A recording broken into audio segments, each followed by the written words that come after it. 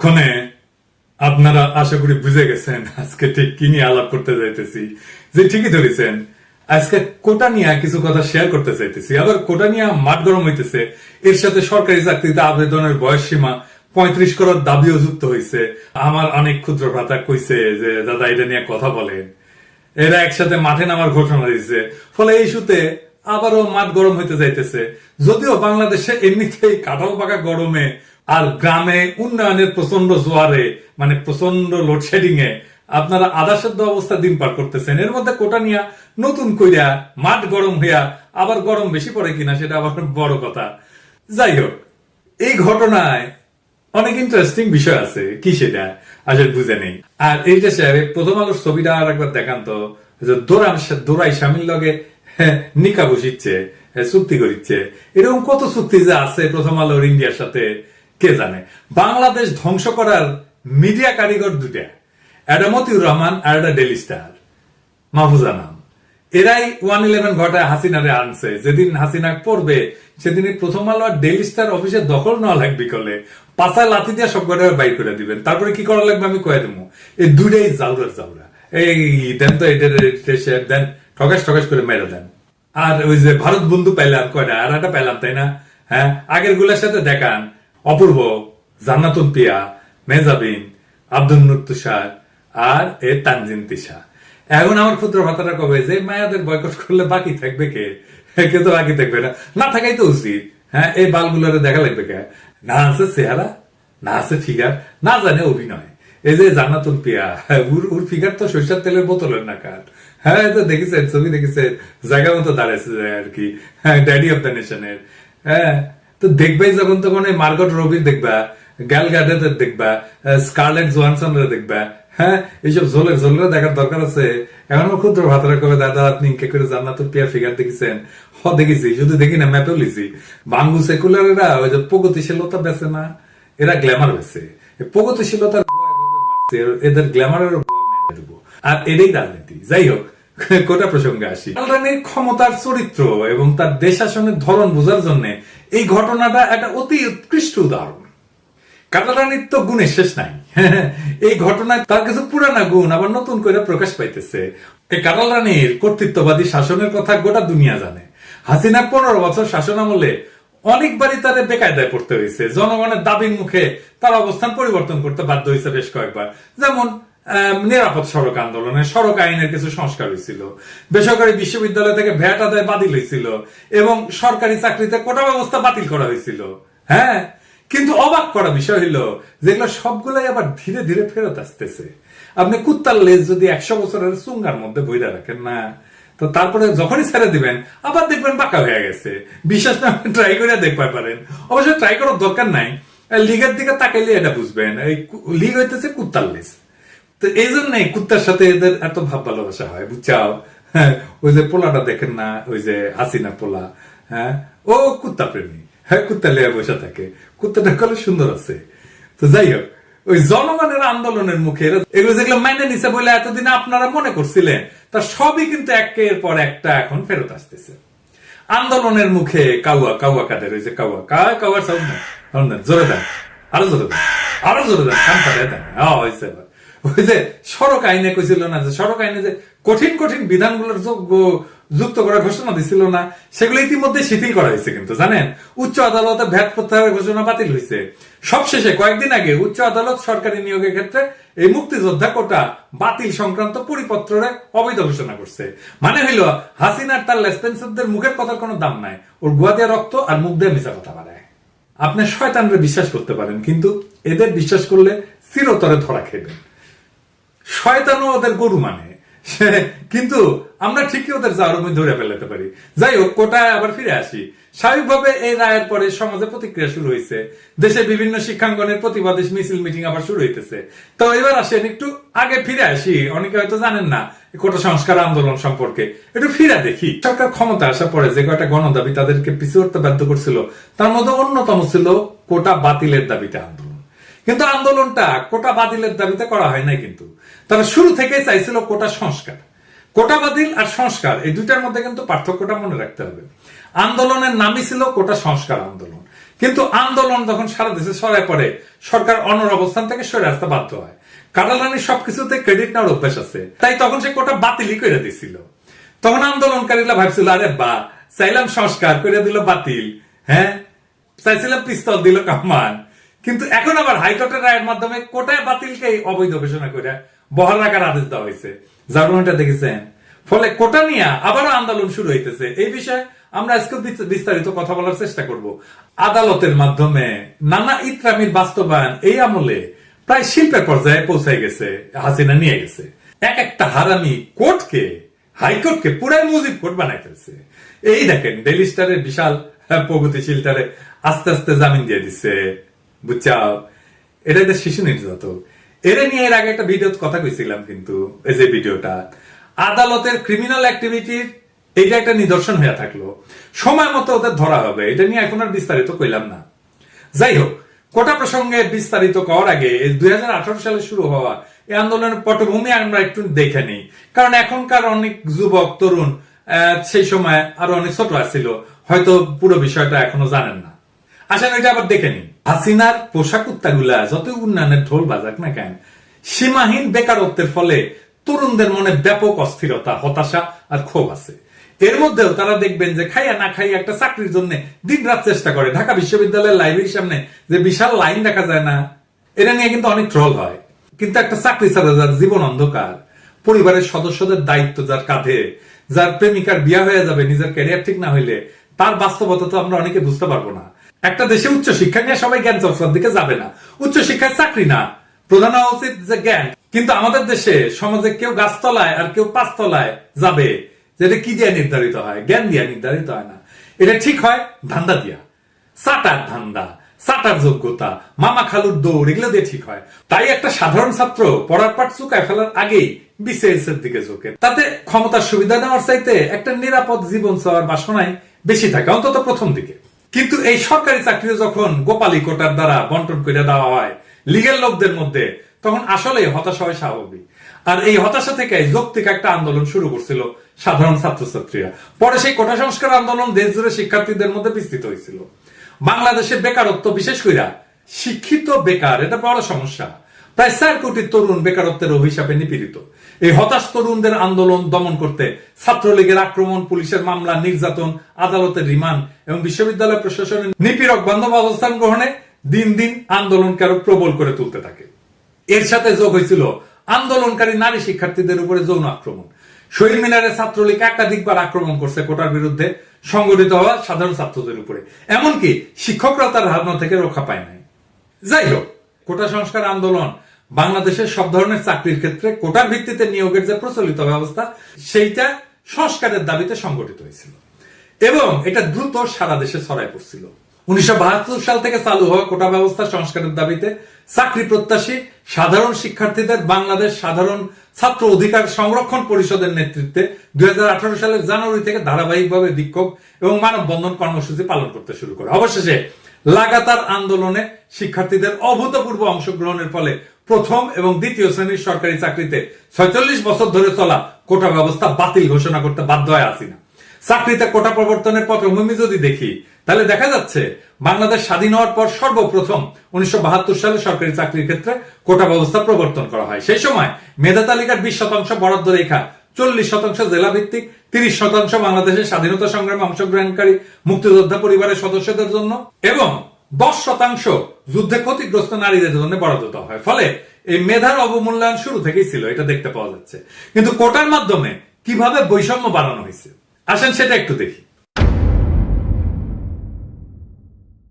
যে তথ্য পাওয়া যাচ্ছে তাতে দেখা যাচ্ছে যে নিবন্ধিত মুক্তিযোদ্ধার সংখ্যা 2 থেকে 2.5 লাখ, অর্থাৎ 1000 মানুষের মধ্যে মুক্তিযোদ্ধার সংখ্যা 1.2 জন বা 1.5 জন, যা সমগ্র জনসংখ্যার 0.12 থেকে 0.15%।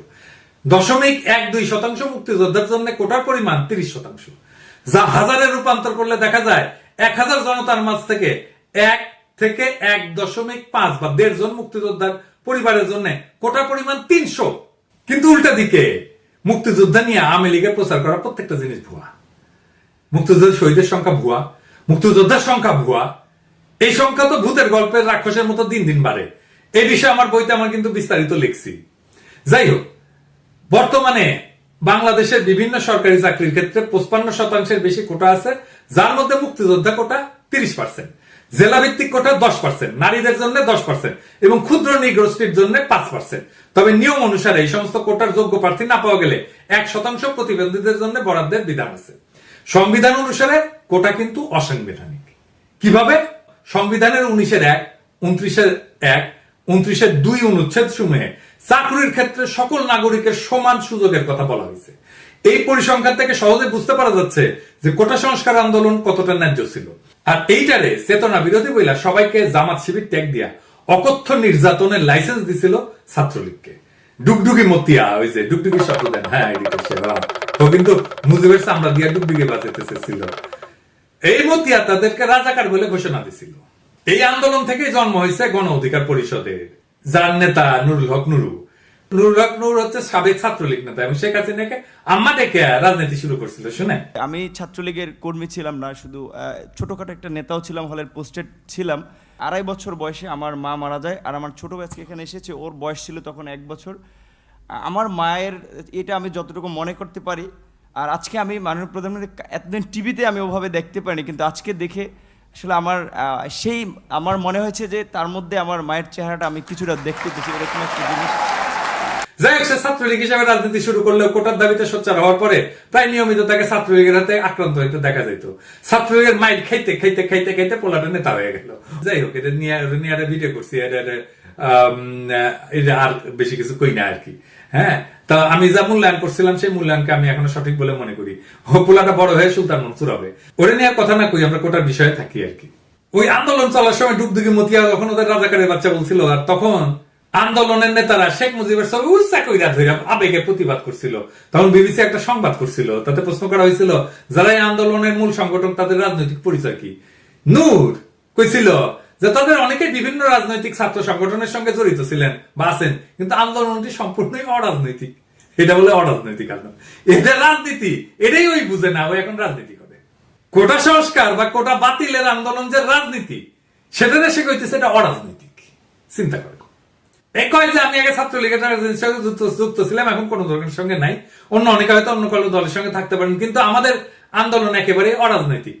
এর পেছনে কোনো রাজনৈতিক ষড়যন্ত্র নাই। যদি থাকতো তাহলে আমরা অনেক আগে সহিংসতার পথ বেছে নিতে পারতাম, কিন্তু আমরা শুরু থেকে একেবারে শান্তিপূর্ণ উপায়ে আন্দোলন করতেছি। তার মানে রাজনীতি মানে সহিংসতা। ওই কয় তুই তো এখন রাজনীতি করে, তুই কি সহিংসতা করে? তো পরে যখন প্রশ্ন করা হয় তাদের আন্দোলন যদি এতটাই অরাজনৈতিক হবে, তাহলে মিছিলে কেন তারা শেখ মুজিবুর রহমানের ছবি বহন করে? মানে শেখ মুজিব অরাজনৈতিক চাও? তখন এই নূর কইছিল যে বঙ্গবন্ধু হচ্ছেন বাংলাদেশের স্থপতি। এটা যদি কেউ সামনাসামনি স্বীকার নাও করে, মনে প্রাণে কিন্তু বিশ্বাস করে। তার নেতৃত্বে বাংলাদেশ স্বাধীন হয়েছে, তিনি বৈষম্য মুক্ত সমাজের স্বপ্ন দেখছেন। আমরাও বৈষম্য দূর করার আন্দোলন করছি, সেই জন্যই আমরা তার ছবি নিয়ে মিছিল করিচ্ছি। বুঝেন অবস্থা? বৈষম্য মুক্ত মহান নেতার আমলে মানুষ না খেয়া মরছে। 74-এর দুর্ভিক্ষ কি এমনি হয়েছে? আমরা বানাই কই? বাসন্তীর জাল পড়া ছবি কি মিশা? এই বুঝ নিয়ে যে রাজনীতি করে, তাহলে আপনি তারে কি করবেন? ফলে এই আন্দোলন যে সফল হবে না, এটাই স্বাভাবিক। কেন এটা সফল হইতো এটা পরে আবার একটু করার চেষ্টা করুন। ওই সময় নূরের সাথে যোগাযোগের চেষ্টা করছিলাম, কথা বলার চেষ্টা করছিলাম, পাত্তাই দেয় না, কথাই কয় না, এতই রুয়াবর। বিবিসি তখন লিখছিল, আমরা দেখেছি একটি অরাজনৈতিক ইস্যুর আন্দোলনে ছাত্ররা রাজনৈতিক নেতার ছবি নিয়ে মিছিল করছেন। বাংলাদেশের ছাত্র আন্দোলনের ইতিহাসে এমন নজির সম্ভবত এটাই প্রথম ছিল। শাহবাগে ছাত্রদের বড় বড় মিছিলগুলোতে সরকারি চাকরিতে কোটা ব্যবস্থার সংস্কার দাবি করা হয়েছিল। তাতে অনেকের হাতেই ছিল বাংলাদেশের স্বাধীনতা আন্দোলনের নেতা এবং প্রতিষ্ঠাতা রাষ্ট্রপতি শেখ মুজিবুর রহমানের ছবি। শুধু তাই না, আন্দোলনকারীদের মুখে শোনা যাচ্ছিল জয় বাংলা জয় বঙ্গবন্ধু স্লোগান, যেটি আসলে সচরাচর বাংলাদেশের ক্ষমতাসীন আওয়ামী লীগ এবং তাদের অনুসারী সংগঠনগুলোর সমাবেশে শোনা যায়। যাই হোক, কোটা তো আবার ফিরে আসলো, কিভাবে সেটা দেখি। 2018 সালের 4 অক্টোবর জনপ্রশাসন মন্ত্রণালয় সরকারি দপ্তর, স্বায়ত্তশাসিত, আধা স্বায়ত্তশাসিত প্রতিষ্ঠান, বিভিন্ন কর্পোরেশনে চাকরিতে সরাসরি নিয়োগের ক্ষেত্রে সরকারের বিদ্যমান কোটা পদ্ধতি সংশোধন করে পরিপত্র জারি করে। ওই পরিপত্রের বৈধতা চ্যালেঞ্জ করে 2021 সালে রিট করে চাকরি প্রত্যাশী এবং মুক্তিযোদ্ধার সন্তান ওহিদুল ইসলাম সহ 7 জন। আপনাদের হয়তো মনে আছে, কোটা সংস্কার আন্দোলন চলার সময় এই আন্দোলনের বিরুদ্ধে একটা অংশ সক্রিয় হয়ে ওঠে।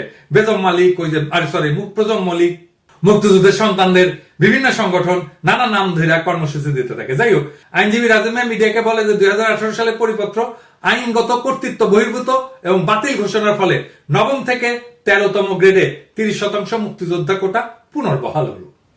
এ বিষয়ে আমাদের আসিফ নজরুল ভাই এই কলাম লিখছেন। তাতে লিখছেন যে বাংলাদেশের সংবিধানের অন্যতম মূলনীতি হচ্ছে সাম্য, সুযোগের সমতা এবং বৈষম্যহীনতা। সমতার নীতি কিছু ক্ষেত্রে ব্যতিক্রম অনুমোদন করে প্রায়োগিক সমতা নিশ্চিত করার স্বার্থে। সমতার এই দর্শনের বিভিন্ন প্রকাশ আমাদের সংবিধানেও রয়েছে। যেমন সংবিধানের 29 অনুচ্ছেদে বলা আছে নাগরিকদের যে কোনো অনগ্রসর অংশ যাতে সরকারি চাকরিতে উপযুক্ত প্রতিনিধিত্ব লাভ করতে পারে সেজন্য বিশেষ বিধান প্রণয়ন করা যাবে। এই বিধান বলে নাগরিকদের অনগ্রসর অংশের জন্য সরকারি চাকরিতে কোটার বিধান করা অসাংবিধানিক হবে না। কোটা বিষয়ে সমাজের তীব্র অসন্তোষ শুরু হয়। কারা এই অনগ্রসর শ্রেণী, এর উপযুক্ত প্রতিনিধিত্ব মানে কি, এইসব প্রশ্ন। কোটা নিয়ে অতীত ও বিদ্যমান এই বিতর্ক মূলত মুক্তিযোদ্ধাদের এমনকি তাদের সন্তান নাতি নাতনিদের জন্য কোটার বিধান কেন্দ্রিক। মুক্তিযোদ্ধারা কি সমাজের অনগ্রসর অংশ? তিনি প্রশ্ন তুলছেন। এদেশের তৎকালীন এলিট পরিবারগুলো সহ সমাজের সর্বস্তরের মানুষ মুক্তিযুদ্ধ করছিলেন। তারা ঢালাও ভাবে অনগ্রসর হন কিভাবে, বা তারা কতটুকু সুবিধা পেতে পারেন? এটা একটা জরুরি প্রশ্ন। অন্যায় সুবিধা দেওয়া হলে মুক্তিযুদ্ধের প্রতি সম্মান মর্যাদা কোনোটাই বাড়বে না, এটা আমরা সবাই মানি। তিনি বলেন এই কোটার এই আধিক্য সমাজের সীমাহীন বৈষম্য সৃষ্টি করেছিল। উদাহরণ হিসেবে উনি কয়েকটা উদাহরণ দিচ্ছেন। 2006 সালে সম্পন্ন হওয়া 25তম বিশেষ পরীক্ষায় মেধার ভিত্তিতে নিয়োগ পাইছিলেন প্রথম 228 জন, বাকিদের অযোগ্য ঘোষণা করে চাকরি দেওয়া হয়নি। অপরদিকে বিভিন্ন কোটার কল্যাণে 1611তম হয়ে পররাষ্ট্র মন্ত্রণালয়, 5104তম হয়ে প্রশাসন, 5377তম হয়ে কেউ কেউ পুলিশ ক্যাডারে চাকরি পাইছিলেন। আর একটা বিস্ময়কর বিষয় হলো এত ব্যাপক হারে কোটা যাদের জন্য সংরক্ষণ করা হয়েছিল তারা কোটা সমসংখ্যক পদে নিয়োগ পরীক্ষায় পাশও করেনি কখনো। এই কারণে 28তম থেকে 31তম বিসিএস এ 3162টা পদ শূন্য ছিল। অথচ সম্মিলিত মেধা তালিকার উপরের দিকে অবস্থান করে অনেকে চাকরি পাননি। কোটা ব্যবস্থা পুনরায় চালুর বিবেচনা করতে গেলে সরকারকে অবশ্যই এই নৈরাজ্যকর চিত্রগুলো ভাবতে হবে। মুক্তিযোদ্ধার ভুয়া সার্টিফিকেট নিয়ে যারা বা যাদের সন্তানেরা চাকরিতে ঢুকেছেন তাদের সবাইকে চিহ্নিত করে বরখাস্ত করতে হবে। সরকারি চাকরির নিয়োগে সব ধরনের দুর্নীতি এবং স্বজনপ্রীতি কঠোরভাবে দূর করতে হবে। তো কেন এই ধরনের আন্দোলনের কোনো ভবিষ্যৎ নেই? আন্দোলন খুবই ন্যায্য, তাতে কোনো সন্দেহ নেই। কিন্তু কথা হইলো এটা আপনি কার কাছে দাবি করতেছেন? একজন ফ্যাসিস্টের কাছে আপনি যখন আপনার অধিকার চাইবেন তখন তো সে নিজেকে আরো শক্তিশালী মনে করবে, সেটাই তো তার বৈধতার উৎস হয়ে যায়। এই আন্দোলন যখন চলে তখন বিরল হইলেও কেউ কেউ এটা বিরোধিতা করছিলেন, মানে এই ধরনের আন্দোলনের পরিণতি যে ভালো হবে না সেটা অনেকে বলছিলেন। এটাতে যে রাজনৈতিক মুক্তি আসবে না সেটাও বলছিলেন। এই আন্দোলন থেকে যে নেতা দল তৈরি হয়েছে তারাও জনগণের আস্থা এবং আবেগকে অপমানিত করছে। কারণ এটা শুরু থেকেই লেনিনের ভাষায় একটা কথা আছে, পেটি বুর্জোয়া আন্দোলন।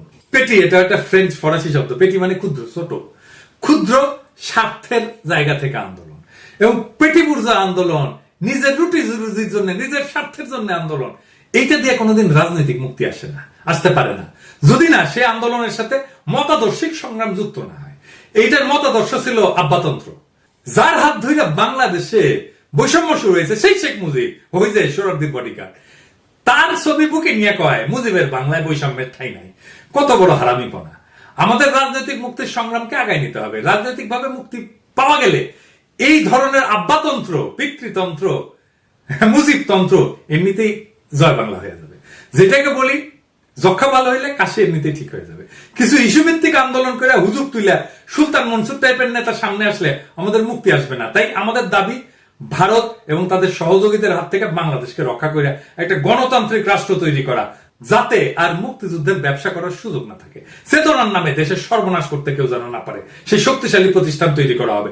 অসহায় বেকার প্রজন্ম থেকে আগামীর প্রজন্ম যেন আত্মশক্তি নিয়ে বলিয়ান হয়ে বড় হইতে পারে, তেমন একটা দেশ গঠনের ঐতিহাসিক সংগ্রামে আপনারা লিপ্ত আছেন। কিন্তু ইতিমধ্যেই এই লড়াইকে জয়যুক্ত করেন, এই মাঠের লড়াইয়ে নামেন। আমাদের ভাইরা খায় না খায় ভারতীয় পণ্য বয়কটের আন্দোলন করতেছে, হাটে মাঠে ঘাটে বাজারে ওদের সাথে যোগ দেন। ইন্ডিয়া তারাইলে হাসিনাও তাড়ানো যাবে। হাসিনা বিদায় করতে পারলে কোটা মোটা আমরা ডাস্টবিনে চুলে ফেলবো, আর কোটায় যারা চাকরি পাইছে তাদের পাশায় লাথি দিয়ে বের করে দেবো। সকলের জন্য সাম্যের রাষ্ট্র আমরা গড়ে তুলবো। সেই দিনকে আসেন আমরা বাস্তব করে তুলি। তাছাড়া যতই আন্দোলন করেন কোনো লাভ হবে না। সাময়িক ভাবে পিছু হটবে, তারপর কুত্তা হাসিনার লেজ আবার বাঁকা হয়ে যাবে। তাই আসেন ওই কুত্তাটারে সটাই।